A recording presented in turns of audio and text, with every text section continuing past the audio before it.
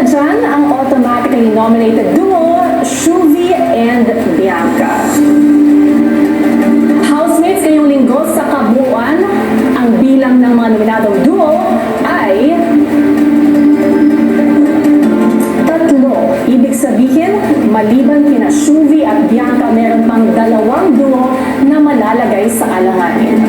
At ang isang duo doon ay manggagaling sa inyo, AZ and Clarice, Will and Brent, and Josh and Ralph.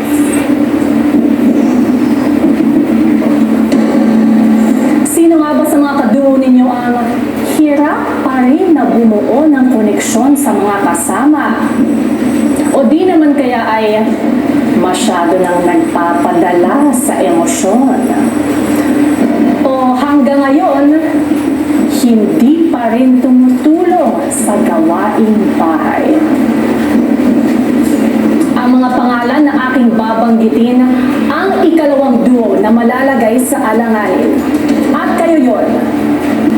Josh and Ralph, your duo is nominated this week.